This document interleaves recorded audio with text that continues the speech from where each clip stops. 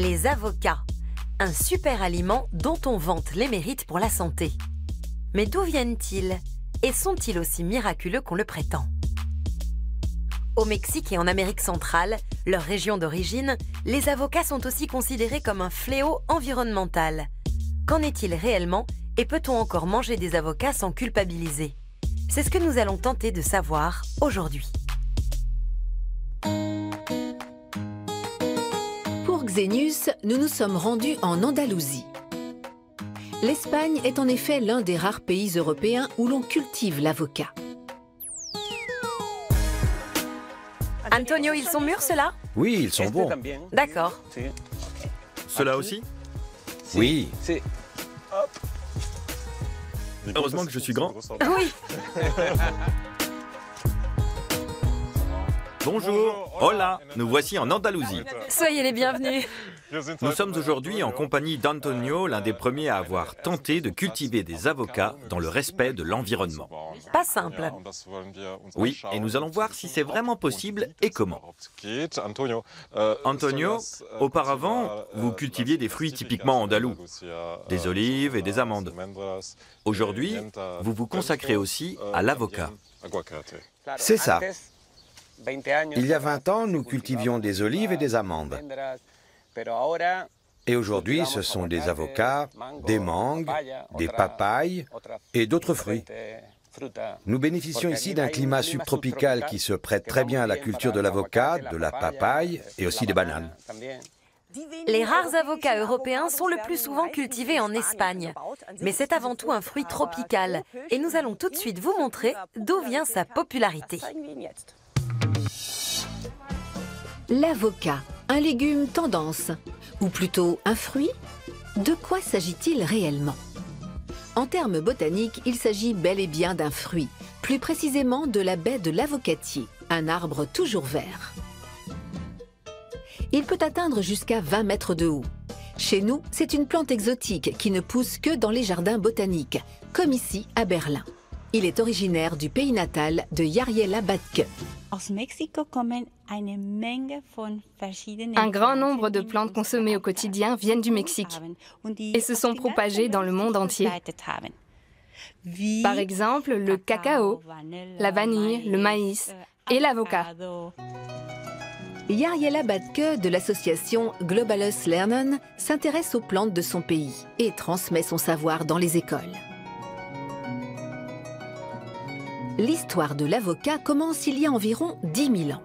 Les Aztèques, un peuple amérindien établi au Mexique, sont les premiers à le cultiver. L'avocat est pour eux le symbole de la fécondité. On appelle ce fruit aguacate,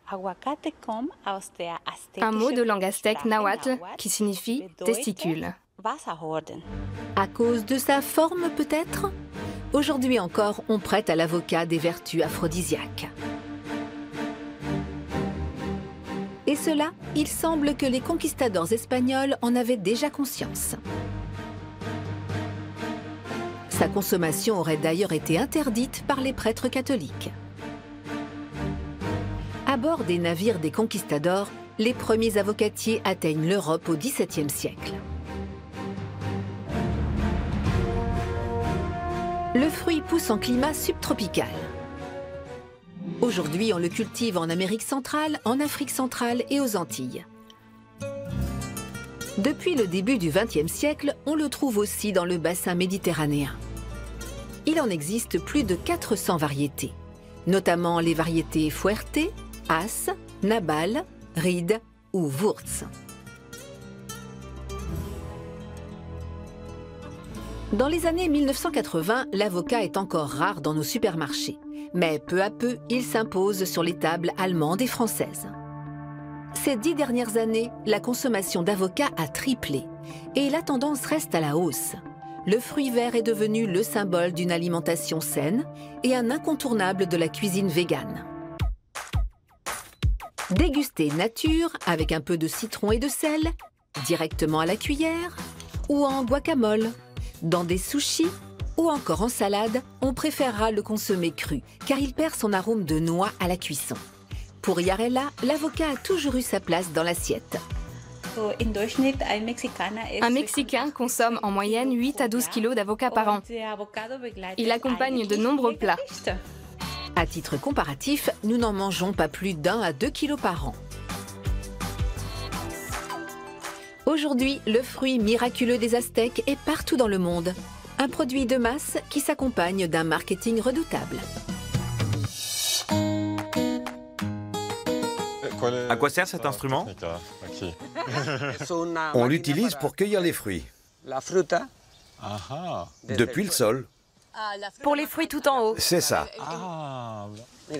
Cela, par exemple, il permet de les attraper. Oh, il y en a un qui est tombé. C'est pratique. Et à cette hauteur, on peut les cueillir à la main. Vous les récoltez tous manuellement? Oui, et avec cet outil extensible qui permet d'aller plus haut. Ah, je peux essayer? Bien sûr. C'est beau.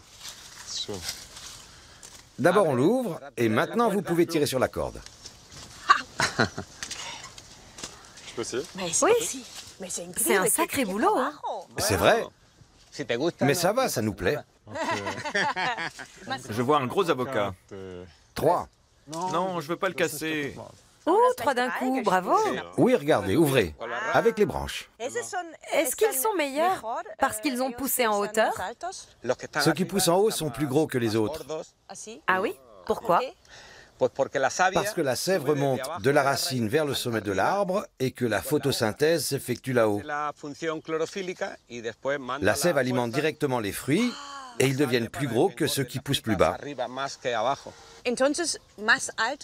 Donc les fruits plus en hauteur poussent mieux. C'est tout à fait ça. Ils reçoivent plus de soleil et ils poussent beaucoup mieux parce que la sève leur donne plus de force. Ici, non? Oui.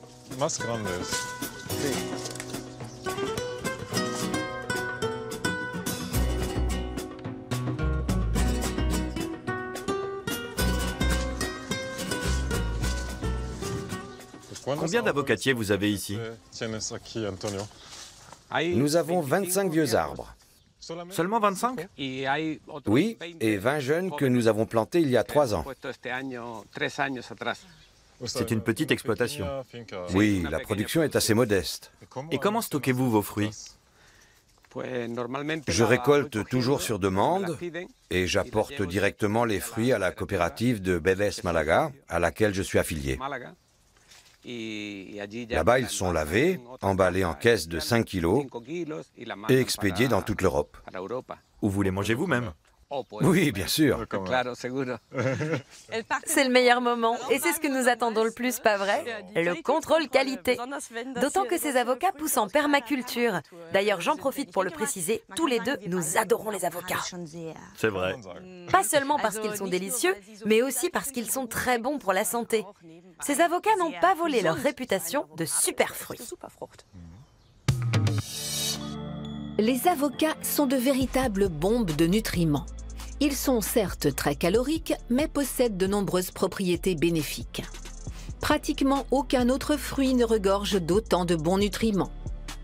Heike Niemeyer, nutritionniste, en sait quelque chose. Je vais prendre un avocat de chaque variété. Sa composition en fait un champion de l'apport énergétique.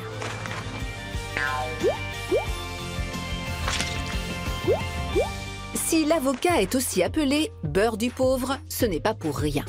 Mais ses valeurs nutritionnelles peuvent fluctuer selon la variété. L'avocat As, par exemple, contient environ 65% d'eau, 2% de protéines et de glucides et pas moins de 23% de matières grasses. Mais pas d'inquiétude, il s'agit pour l'essentiel de bons acides gras insaturés qui apportent un maximum d'énergie.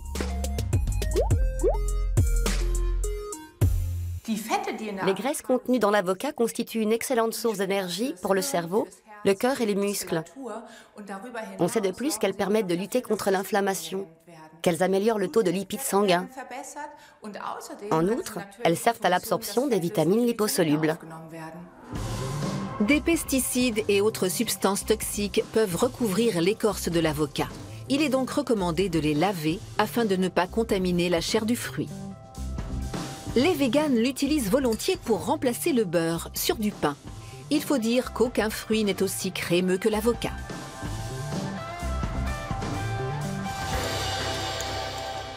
Si un avocat est trop dur, il faut le placer dans un sac en papier, par exemple avec des pommes qui libèrent de l'éthylène, gaz qui aide les avocats à mûrir.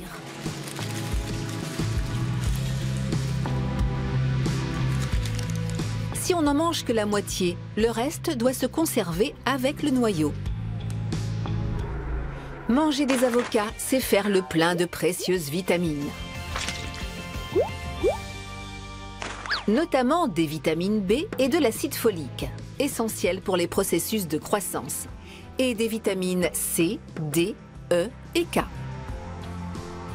Sans oublier le bêta-carotène, aussi appelé provitamine A, à partir duquel l'organisme peut produire la vitamine A. À son tour, la vitamine A va par exemple intégrer les structures de la peau, les nerfs optiques, les yeux. La vitamine E sert à retarder le vieillissement des cellules. Elle garde les cellules jeunes. De plus, elle est présente dans chacune de nos membranes cellulaires. Nous en avons besoin, mais nous ne pouvons pas la synthétiser nous-mêmes. L'avocat contient une grande quantité de vitamine E. Les vitamines B, elles, sont excellentes pour la concentration, pour la peau et la cicatrisation. Avec sa teneur élevée en matières grasses, l'avocat se prête aussi à une utilisation externe, en particulier sur peau très sèche. Mélangé à du lait et du miel, il fait un excellent masque naturel. Du côté des fibres aussi, l'avocat bat tous les records. En plus des vitamines, minéraux et oligo-éléments, sa chair contient 7% de fibres. À lui seul, un avocat couvre 20% des apports journaliers recommandés.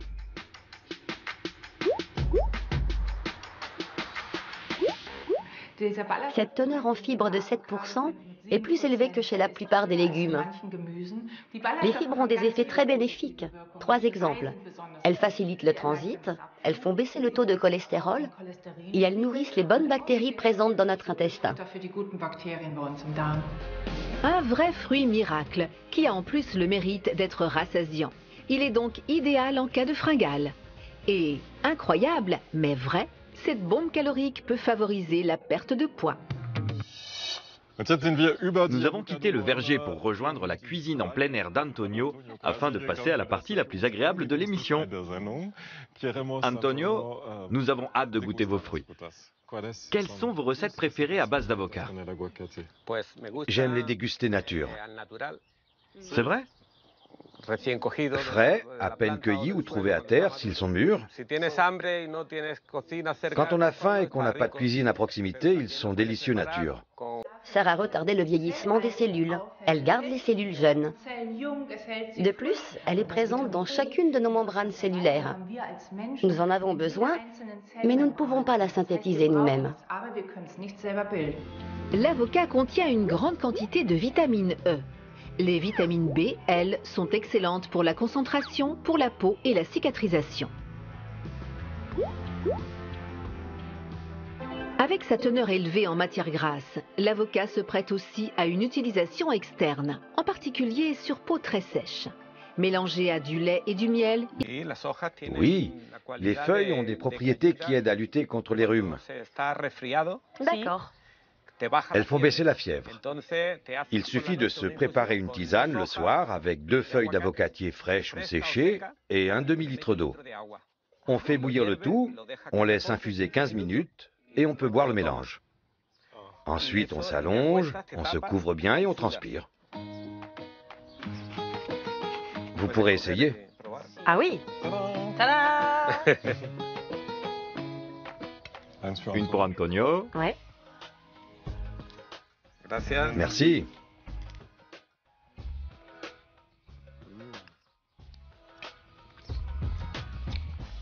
Excellent. C'est vrai. Et tout est local. C'est bon, hein? Tout vient de mon jardin. Ouais. Quel dilemme! On peut faire tellement de choses avec les avocats. Cuisiner, faire des gâteaux, soigner un rhume. Honnêtement, je pourrais manger de l'avocat tous les jours. Le problème, c'est que le plus souvent, il ne provient pas d'exploitation aussi exemplaire que celle-ci. Sans oublier qu'à peine 1% des avocats qui atterrissent dans nos assiettes sont cultivés en Europe, comme ici en Espagne ou en Corse. La plus grande partie vient du Mexique. Là-bas, les avocats sont produits à grande échelle et la plupart des consommateurs ignorent ce que cela implique pour le pays et ses habitants. C'est un fait, l'avocat est un fléau environnemental. Dans son pays d'origine, le Mexique, l'avocat est cultivé dans d'immenses exploitations et la demande ne cesse d'augmenter.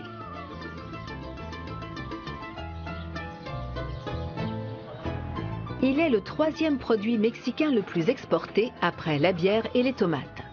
Chaque année, le pays en exporte 1,5 milliard de tonnes pour une valeur de 3 milliards de dollars. Ses principaux clients sont les États-Unis, l'Europe et le Japon.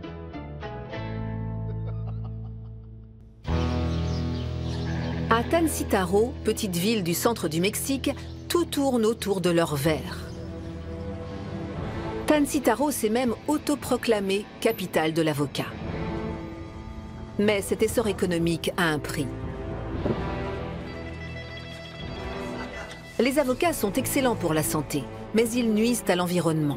Pour faire de la place pour les plantations, les gros producteurs déboisent les forêts locales, en particulier celles de pins, très importantes pour la préservation du climat, le cycle de l'eau et les espèces animales de la région. Une forêt de pins telle que celle-ci est désormais une rareté dans l'état de Michoacán.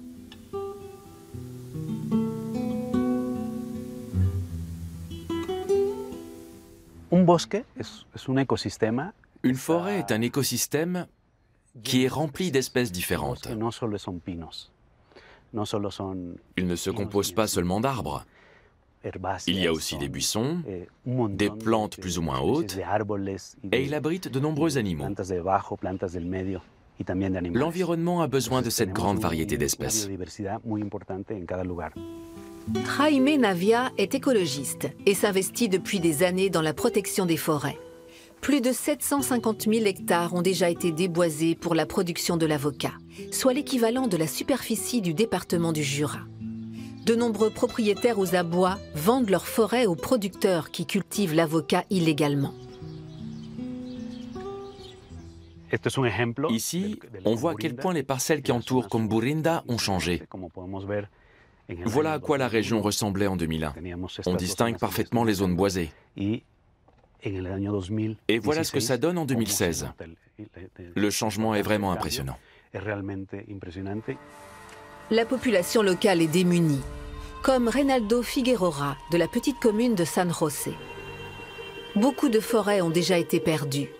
Celle-ci a été rasée la nuit dernière pour faire de la place aux avocatiers.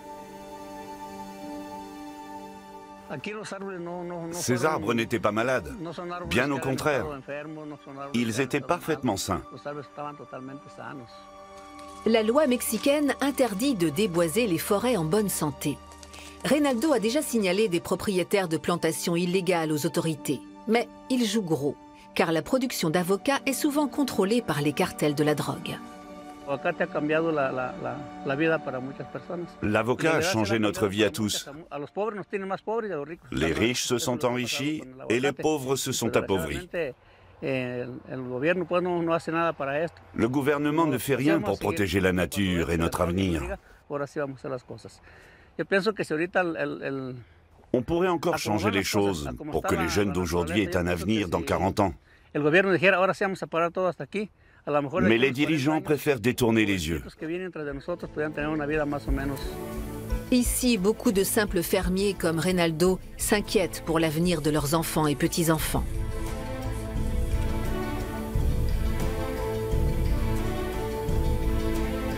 Pour eux, l'avocat est plus un fléau qu'une chance. L'écologiste Jaime Navia veut que cela change. Alors il a mis sur pied un projet qui consiste à replanter des pins avec les autochtones. Jacqueline, 23 ans, est responsable du projet. Alors, comment ça se passe? De plus en plus de gens se joignent à nous. Par exemple, nous regardons quels producteurs possédant de petites plantations d'avocats ont besoin d'argent. Et ensuite, nous leur achetons leurs champs pour y planter des pins et ainsi préserver le climat. Jaime est heureux. Son projet est un succès. Les arbres rafraîchissent l'air, filtrent l'eau et protègent les sols de l'érosion. Les pins ont 3 ans et ils font déjà 2 fois notre taille. Le climat et les conditions locales sont parfaits pour eux. Ils se développent merveilleusement bien et assainissent déjà l'air. Je suis vraiment ravi. La jeune forêt prévient surtout contre la sécheresse, car les plantations d'avocats dans la région sont extrêmement gourmandes en eau. La production d'1 kilo d'avocat nécessite en tout et pour tout 1500 litres d'eau.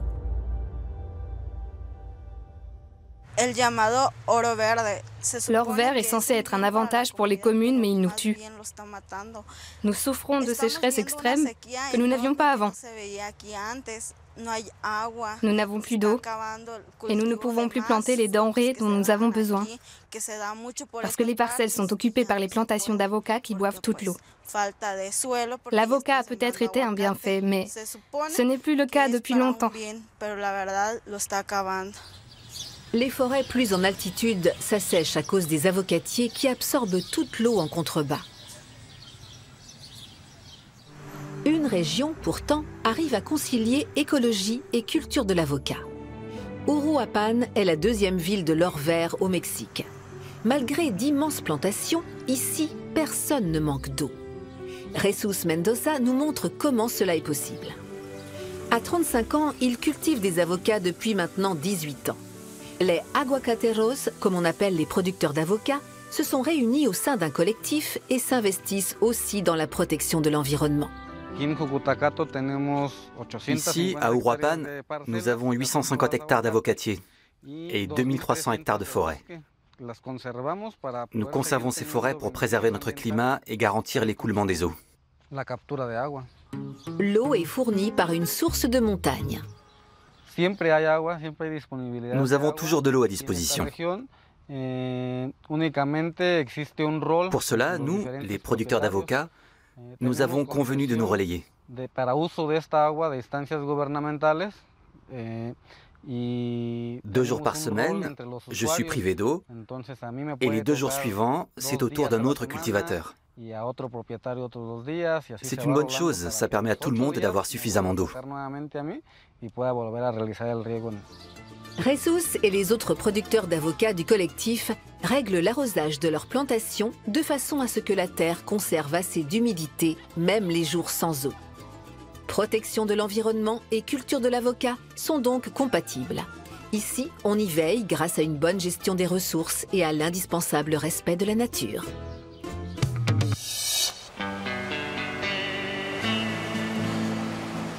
« 1500 litres d'eau pour 1 kilo d'avocat, c'est évidemment énorme. Mais à titre comparatif, il faut préciser qu'environ 15 000 litres d'eau sont nécessaires pour produire 1 kilo de viande de bœuf. Antonio, 1500 litres d'eau donc. Comment fonctionne la distribution d'eau chez vous? L'eau arrive des montagnes par des conduites et elle est répartie entre tous les agriculteurs selon la taille des exploitations. Pour cela, il y a un compteur qui calcule la consommation exacte de chaque exploitation. Ça fonctionne bien pour l'instant, il n'y a pas de problème. Chacun dépense ce qu'il veut. Mais il y a une limite pour chacun. Bien sûr, si vous consommez plus, il faut payer davantage. Mais pour les plantes, trop d'eau, ce n'est pas bon non plus. Elles en ont besoin, mais en quantité mesurée. Si la terre est trop comprimée, l'eau ne s'évapore pas correctement. Il existe de nombreux systèmes pour bien utiliser le sol. Des stratégies qui font en sorte que les plantes absorbent et stockent mieux l'eau. Il y a beaucoup de nouvelles approches dans la façon de gérer l'eau. À votre avis, faudrait-il limiter la consommation d'avocats? Le fait est qu'actuellement, on en vend dans le monde entier. Il faudrait trouver le bon équilibre, que les consommateurs et les producteurs fassent preuve de mesure parce que la nature aussi a ses limites. Il ne faut pas les franchir. C'est vrai. Merci Antonio. Merci de donner le bon exemple. Oui. Si même le producteur estime qu'il faut réfléchir à limiter sa consommation d'avocat, ça en dit long. Évidemment, on ne peut obliger personne à s'y tenir, mais peut-être vaudrait-il mieux considérer ce fruit plus comme un produit de luxe que comme un produit de consommation quotidienne. Oui, et si on en mange régulièrement, mieux vaut choisir ceux d'Antonio ou d'autres cultivateurs bio. C'est ça. Qui sont toujours en quête de bonnes solutions. Absolument. Pour épargner l'environnement. Sur ce, à très bientôt. Adios. À la prochaine et restez curieux d'ici là.